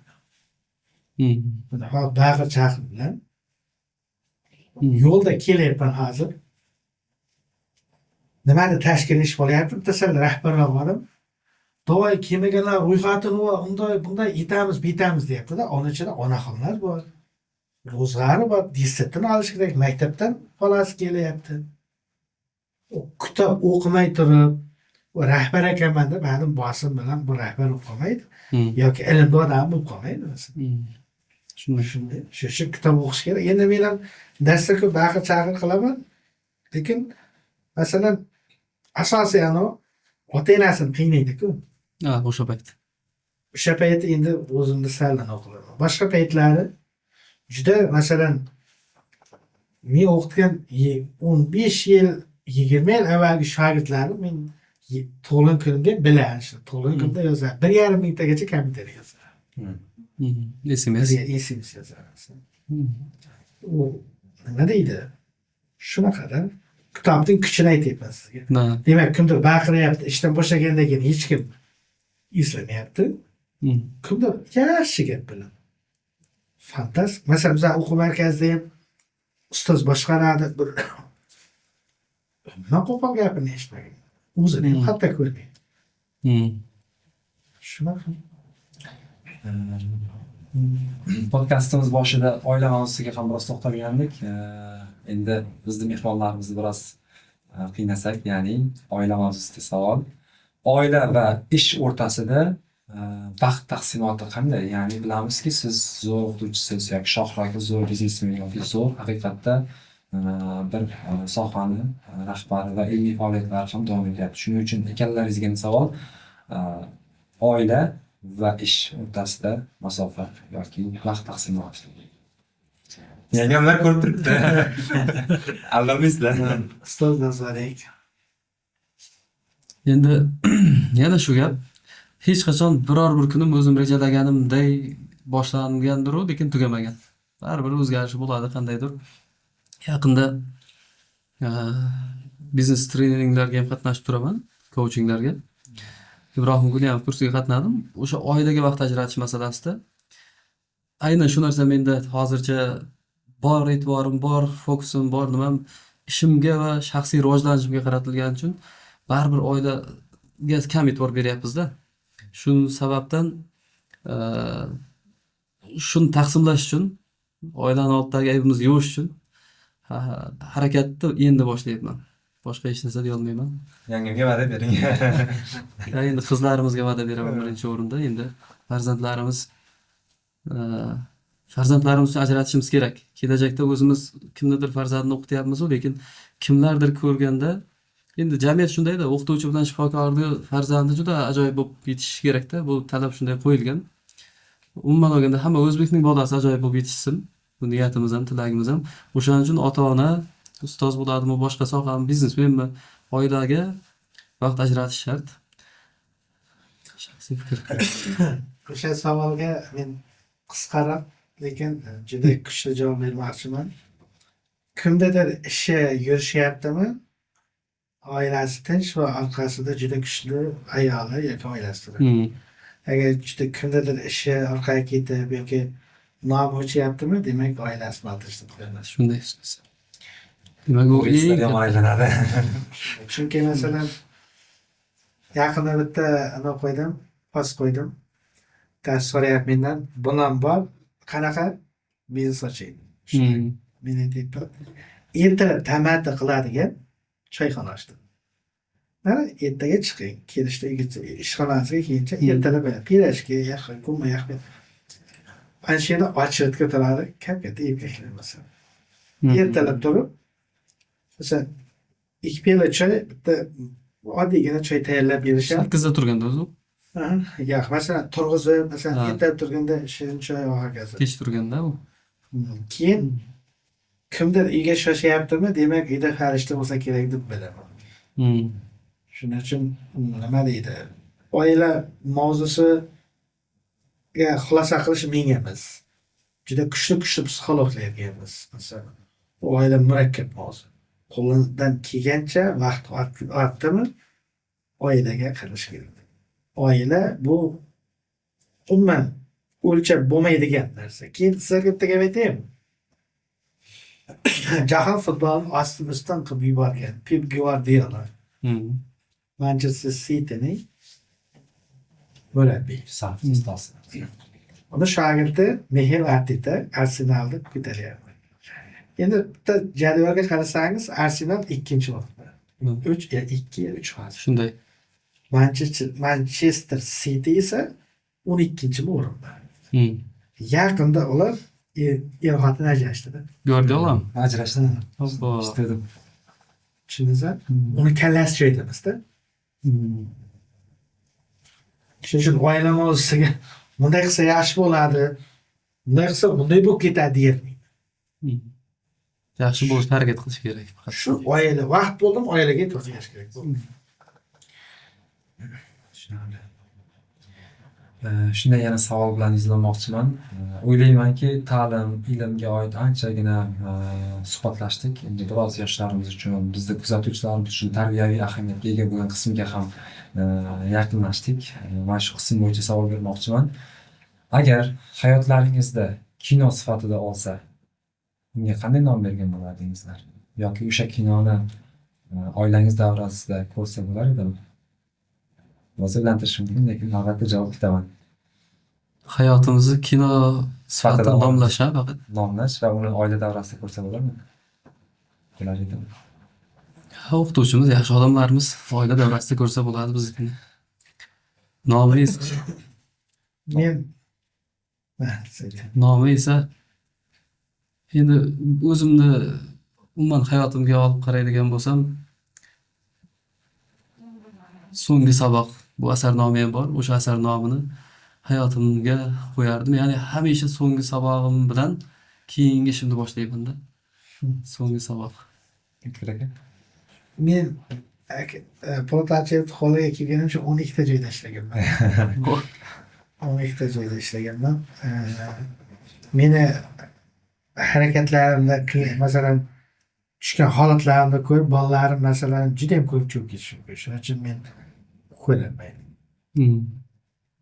Chunki bu 2008-yil masalan bitta ukam o'tganda o'shanda 7 oyima kasal bo'lib yotdi. Loyishgacha mashinada borib uyga 8 kilometr piyoda ketardi va men uni qiyinchilikni bilmasdim. Men boshimga yetib men uyga borib o'z otamagina o'zma o'zim yotardim. Ukamni o'ylab. Men ularga yana ham masalan meni ham o'ylab achinsin demasdim-da, tushundingiz? Men mashinada keldim bu. Men bir marta bormaganman piyoda. Bir marta piyoda, bir necha martalab borganman. Va shaharning ichida to masalan student bo'lib ishlarga kirib, masalan 2 yillar taksiga mingan odam emasman.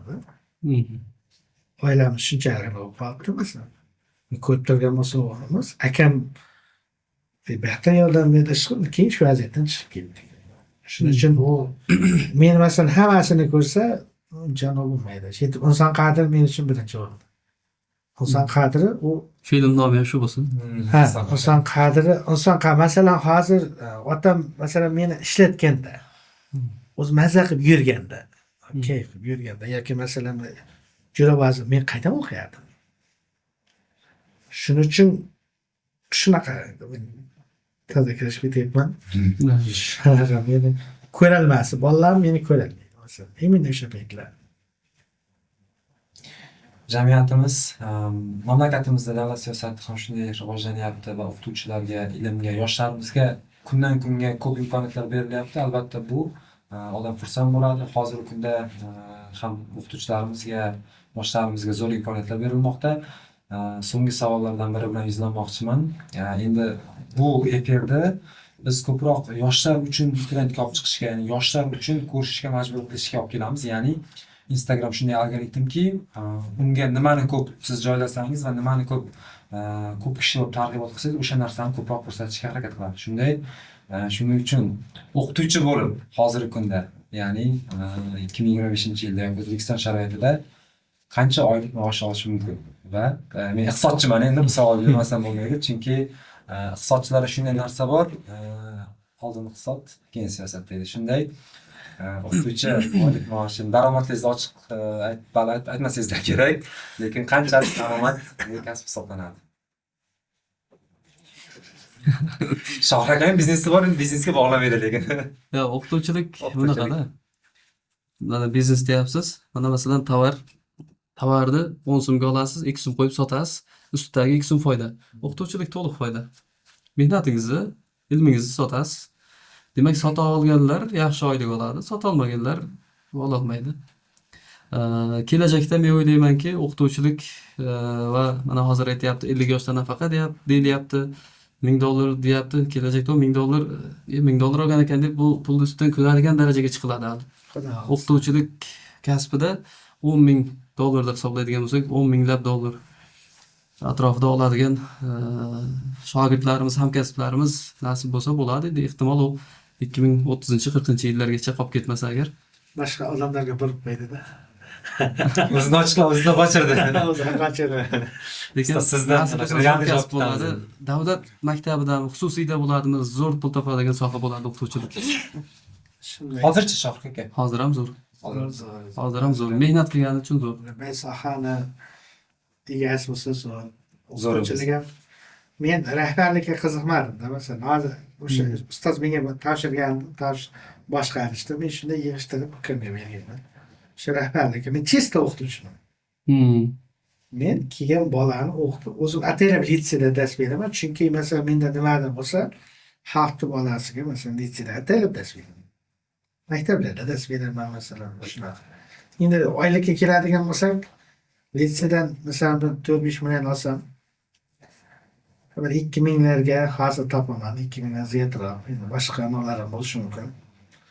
Lekin bir vaqtlar masalan 4-5 gacha ham chiqqan paytlari bo'lgan. Hozir lekin oila mavzusi menga birinchi o'ringa chiqqanligi uchun. Shuni aytib turaman, bola chaqam sog', oilam tinch.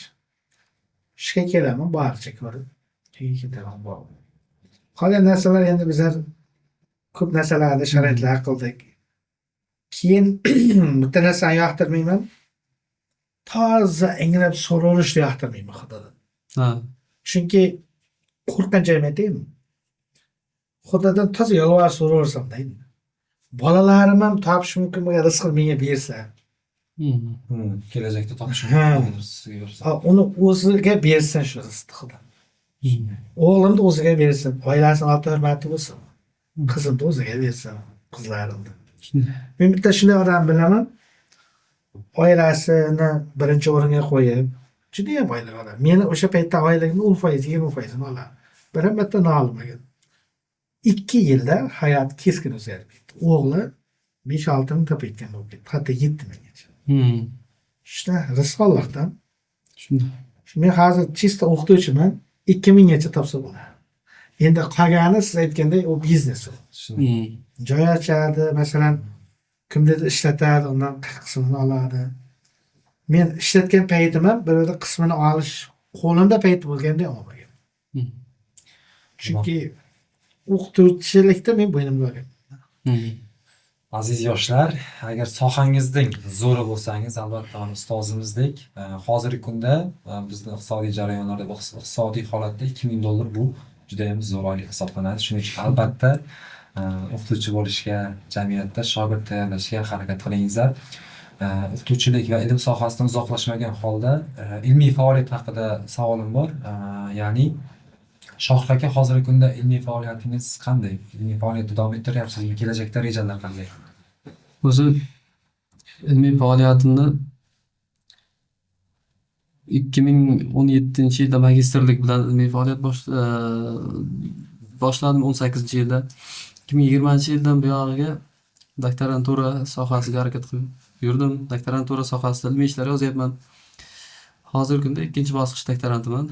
Toshkent davlat o'zbek tili va adabiyot universitetida. Hali aytganingizdek, ham repetitorlik qilamiz. Endi bu nima deydi? Kelajakda bir orzuyim bor-da. Mana masalan men oilamdagi birinchi oliy ma'lumotli odamman.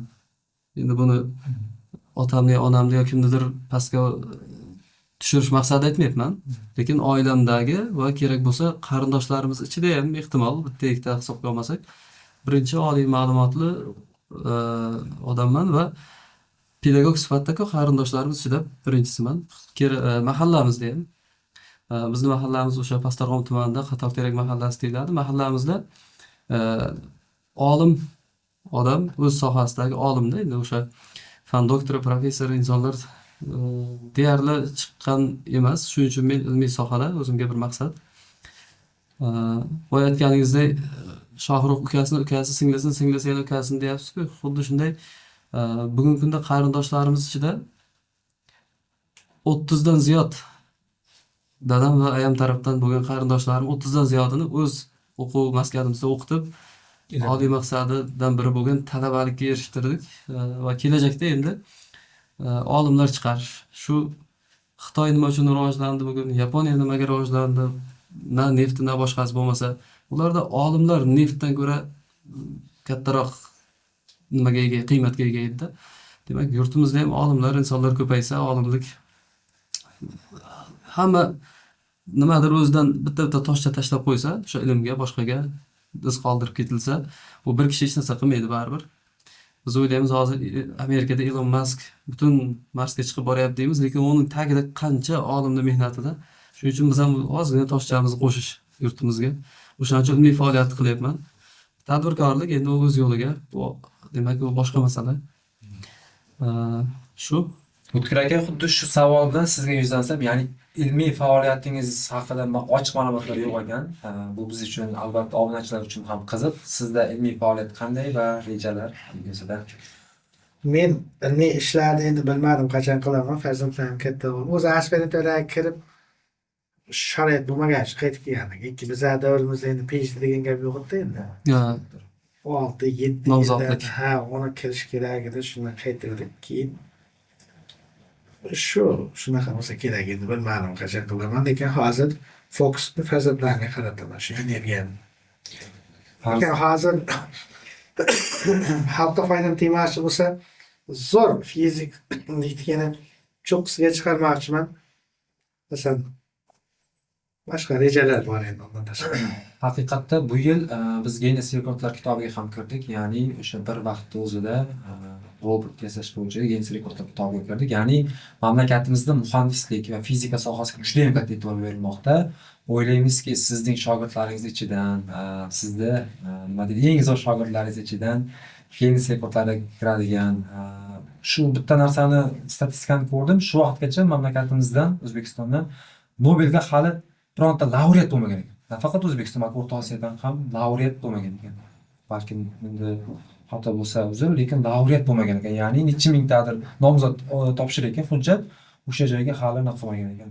Lekin Keyin bitta narsa aytmoqchiman. Podkast olganda, televideniyega chiqqanda yoki YouTube'ga qo'yganda bitta narsa urib qo'yganda doim negativ tomondan bo'lsa ko'proq masalan, negativ bo'lganda ham kimni negativlaydi? Men buni yomon ko'raman-da, davlatni maktabini gapiradi. Kimdir xullas shu negativ gapirsa, prosmotr bo'lmasa ko'payadi degan ma'noda shunday bo'lib qolgan. Men bitta narsa his qildim. Keyingi 4-5 yilda, men 10 yil demayapman. Keyingi 4-5 yilda agentlik maktablari, prezident maktablari, Al-Xorazm maktabi juda kuchaygan. Juda ham kuchaygan. Agar masalan yosh farzandlaringiz bo'lsa, hozirdan ularga to'g'ri yo'naltirmasangiz, xalqaro masalan yurtimizdagi fanga bo'lgan oqimdan qolib ketish mumkin. Fan juda kuchayib ketgan. Masalan, fizikadan toifani ishlar hozir onlayn dars qilib o'rgatyaptim. Fantastik savollar. Shuning uchun endi reptor bo'lmoqchi bo'lgan yoki ilm darqasidan qolmoqchi bo'lganlarga tinimsiz mehnat qilish tavsiya qilaman. Quruq gap bilan hech narsa bo'lmaydi. Hozir bilimsiz odamga, qo'ldan nimadir kelmaydigan odamga hech kim yaqin qilmaydi, ish bormaydi. Siz qachon pul olasiz? Sizga kimdir nimadir ish tushib kelsa, siz o'sha bilimingizni yoki hunaringizni pulga sotasiz. Keyin hamma narsa hozir aql bilan olib borilyapti-da. Masalan, bizlar avval yoshligimizda qassobda edik, mana so'yadi bu. Hozir bitta go'sht nechaga pul qo'ygan. reklama qilish kerak bo'lyapti go'shtga. Bir xil joylar bor, 200 ming joylar bor. O ilm qayerdaligini bilish ham bilimmi? Shunday. Keyin mana shohruhlar masalan Isochevich, ularni faqat mana muvaffaqiyatga erishgan joyini ko'radi ko'pchilik. Ular mehnati, mashaqqati, uni ilm bilan qayerda nima qilishni bilib bilan qilyapti shuni. Shunday. Yemasa hozir shuni uyda sotishda avval odamlar ilm emas, bo'lsa shusterlikni biladi. Endi shusterlikni qandaydir umrlikni biladi. Lekin shuni tafakkurda ishlatib joyga qo'ygan. Shuning uchun baribir ilmni ilm. Masalan, bizada hozir ilm degani faqat kitob o'qish yo'q. Masalan, qassobchilik deymizmi, duradgorlikmi, masalan, to'g'rimi? Hammasi ilm u. Shunaqa. Shuning uchun albatta ilmga IQ darajasini oshirib harakat qilish kerak. Ilmdan o'zga najot yo'q. Bugungi podkastimizda ikkita ustozimizni ham chaqirganimiz asosiy sababi bir qandaydir mantiqiy va ramziy ma'nosini aytib o'tdik, ya'ni o'qituvchi va murabbiylar kuniga albatta ustozlarimizni va kamera ortida ko'rib turgan minglab ustozlarimizni ham tabriklaymiz. Shohrux aka Tursunmurodov filologiya fanlari bo'yicha mutaxassis, Humanitar fanlar akademiyasi asoschisi, rahbar hisoblanadi. Samarqandda agar sizga shu filologiya sohasi bo'yicha sifatli ta'lim xizmati, ya'ni o'qituvchi o'zi kerak bo'ladigan bo'lsa, albatta Shohrux akani strukturasiga murojaat qilishlaringiz mumkin. Bizda O'tkir akamiz esa aniq fanlar bo'yicha shahrimizdagi birinchi raqamli markazlardan birining ustozi hisoblanadi. Endi hozir mantiq borda, aniq fanlar siz humanitar fanlar. Ya'ni men hozir podkastga agar Shohrux aka aniq fanlar va ikkita aniq fanlarni olib kelsak, bu janjal yoki debat bo'lib ketishi mumkin. Shuning uchun maqsadimiz yuksak, ya'ni Samarqandimizda buyuk bobo kalonlarimiz yashab o'tgan Samarqandda ilmni targ'ib qilish va mana shu media sohasi orqali ilmni targ'ib qilish. Ustoz, oxirgi savollarimdan biri, ya'ni hozirgi kunda men shunday hisoblayman, ya'ni yoshlar qayerda bo'lsa biz o'sha joyga borib kirib borishimiz kerak. Demak, yoshlar TikTokdami, Instagramdami, o'sha Instagramda ularga biz milliy kontentni, milliy o'sha ilmga oid kontentlarni ko'paytirib, o'sha joyda vaqtini unumli o'tkazaylik. Hamma joyga ilmni olib chiqib tashlasak, menimcha bu biladi, hozir O'tkir aka $2000 oylik olyapti, u ham havas qiladi, keyin O'tkir akada $2000 oylik olish uchun u bola agar videoni ko'rib sal ta'sirlansa, sizni gapingizdan bir yuragiga nimadir borsa shunday ta'sir qiladi deb o'ylaymiz. Shu o'rinda so'nggi gaplarimdan biri, ya'ni O'tkir aka aniq hisob-kitob bilan nima deydi, yuraklarga yetib borsa, Shohrux aka o'z qalami, o'z tili bilan barcha qalblarni larzaga keltiradigan insonlardan biri hisoblanadi. Bitta narsaga odat qilganmiz, ya'ni loyihamizda yoshlarimiz uchun nimadir olishga. Ya'ni bu nima uchun? Sizlardan hozir men nimadir olmoqchiman. Ham ma'naviy jihatdan oldim, o'zim uchun ham, yoshlarimiz uchun ham, endi amaliy jihatdan ham mana shu podkastni ko'rib turgan yoshlarimiz ichidan eng zo'r izoh egasiga va video qo'yilgandan keyin 24 soat ichida eng ko'p layk olgan izoh egasiga, abituriyentlarga yoki talabalarga qanday sovg'a va'da qilasizlar? Ikkitali anaqa. Endi men yoshlarimizga ham, umuman pedagoglarga bitta sovg'am nima, bonusmi deyapsizmi? Shunaqa narsaga taklif qilsam, bugungi kunda maktab o'qituvchisimi, demak o'sha filologiya, ona tili adabiyot sohasida, boshlang'ich ta'lim sohasida maktab o'qituvchisimi, talabami yoki maktabning o'quvchisimi, xullas qo'limdan keladigan milliy sertifikat hozirgi kunda. Demak, milliy sertifikat tizimida mana shu video orqali kelib, mana shu videoda o'z sertifikatini, masalan deylik, C yoki C+ sertifikatidan kelib menga murojaat qilinsa,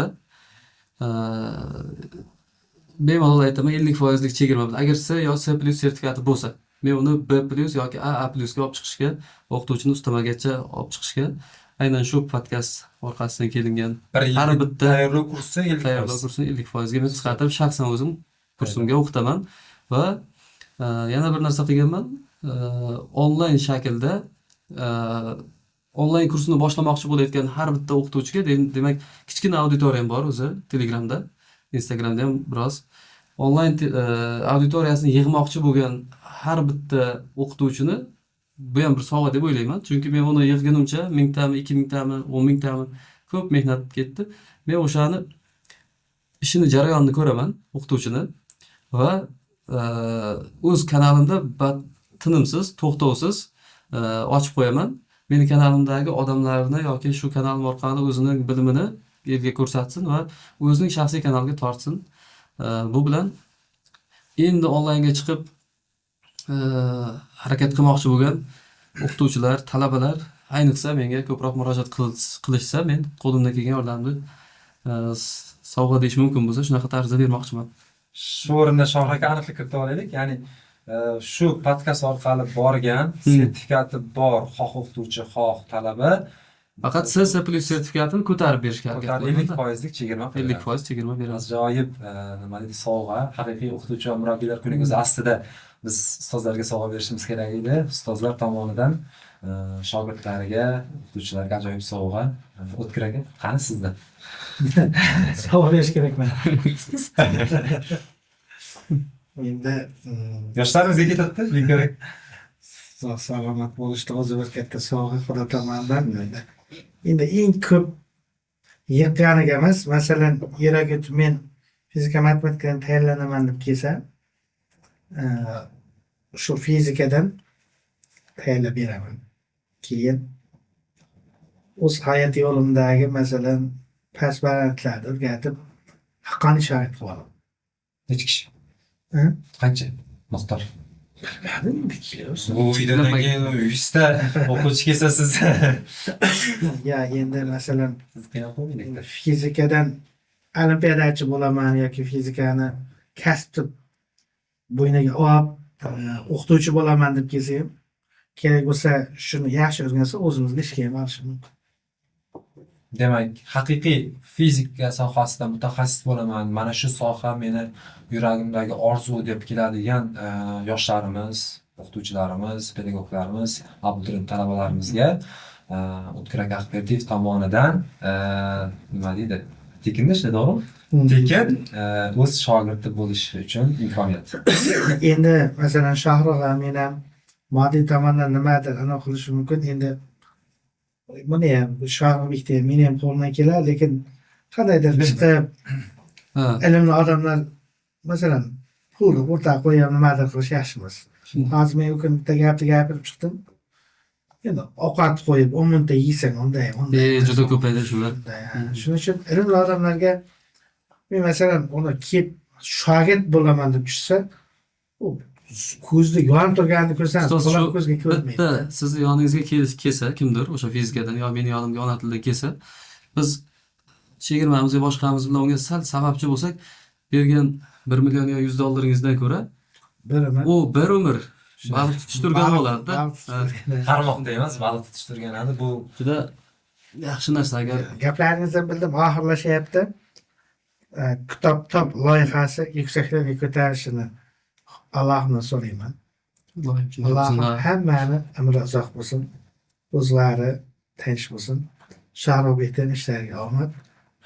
Allohim bilguvchi, ko'rguvchi va sababchi bu nima deymiz? Zot. Zot. Shuning uchun hammaga omad tilayman. suhbatimiz yakunlanib bormoqda. To'g'risi yaqin 2 soat qanday o'tganligi bilinmadi, to'g'risi. Menga ham Shunday vaqt oliy hakam, ya'ni hammamiz vaqtimiz chegaralangan. Shuning uchun ustozimizdan ajoyib tilaklarni oldik. Endi Shohruh akaga yuzlanamiz. Ya'ni bizda Kitob top loyihasi va mana shu loyihani ortida turgan obunachilar, kuzatuvchilar va ilmli yoshlar uchun ustozlarning tilaklari va tavsiyalari. Endi hech bir inson maqsadini yarmida qolmasin. Shu jumladan hammamiz ham maqsadimizni oxirigacha yetkazadigan insonlardan bo'laylik. Avvalambor shu loyihangiz bardavom bo'lsin, elga, xalqqa manfaatli bo'lsin. Xudoning o'zi nazar tushgan loyihalardan bo'lsin. O'zingizni ham ijtimoiy faolligingizni bilamiz. Shu faollikda davom eting. Butun yoshlarni ortingizdan ergashtirishda hech qanday bir tolmang, charchamang. Umidaxonga ham yuksak maqsadlarida faqat bardamlik tilayman.